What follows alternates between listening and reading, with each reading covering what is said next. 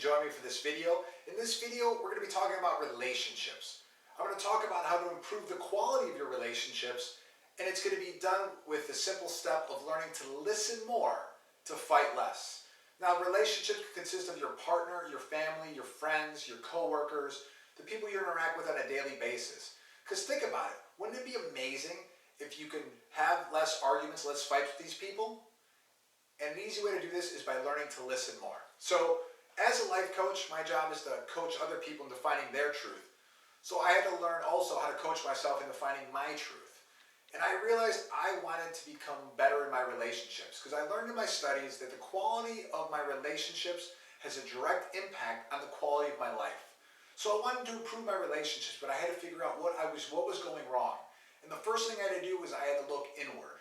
Because it's real easy to blame other people in terms of why the relationship isn't working out or the conversation's not working out. So I had to take accountability and see what I was doing wrong. And once I looked inward and see what I was doing wrong, I had to ask myself some more questions to figure out what was I doing? Why was I getting into arguments? And then it made me realize what I was doing, which I'm going to share right now. And I'm sure what happens to me probably happens to a lot of you out there also. So in my conversations with people, sometimes my ego would come in. You know the ego that makes everything about them, takes everything personally? So my ego would come in whenever, and my ego usually got triggered by one of my insecurities. So somebody would say something that was kind of trigger one of my insecurities, bam, here comes the ego. Then I would take it personally, and then that would elicit negative emotions out of me. Anger, anxiety, guilt, fear. And if these emotions were strong enough, it would then lead to the next thing of me becoming defensive. And under the fight or flight model, when I became defensive, I either attacked the other person or I withdrew from the conversation.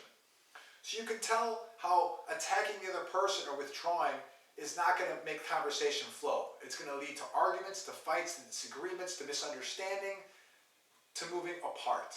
And I didn't want that. And I kind of learned about this about a month ago. I was in bed and my girlfriend was coming to bed, and she shared with something that was on her mind, something that had happened 3 weeks prior to that day. And this caught me totally off guard. Like, what she was saying made totally sense if I was in the right mindset, but it caught me completely off guard. One of my insecurities came about, triggered my ego. I took it personally. I got a bit angry, and then I attacked. I lashed back out at her because I felt like she was attacking me.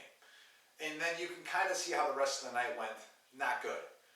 So this got me thinking. The next day I was thinking, I'm like, why did this happen? Like, she was right. What she was telling me made sense. It's just I did not take it well. What happened? Because at the end of the day, my goal is to have a better relationship with my girlfriend. So I had to figure something out, figure out some way where I can have her tell me things without me being defensive or taking it personally. And that's why I stumbled upon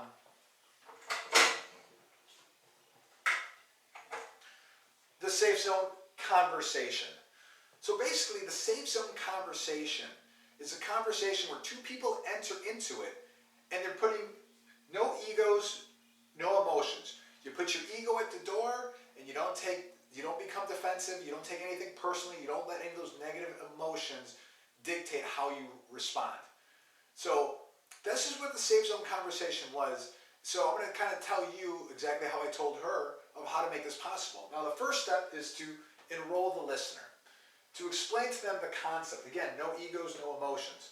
So I told my girlfriend, listen, I don't want to argue. I didn't take this the right way. I want to be able to grow and move forward and communicate more efficiently with you. So I want to create this safe zone conversation, this place where neither one of us takes anything personally and where we can be open and free to share what's inside, because if we don't share what's inside and we bottle it up, it can come out at unopportune times and we can get into arguments about things we don't even understand because we're bottling things up. So I enrolled her in the concept.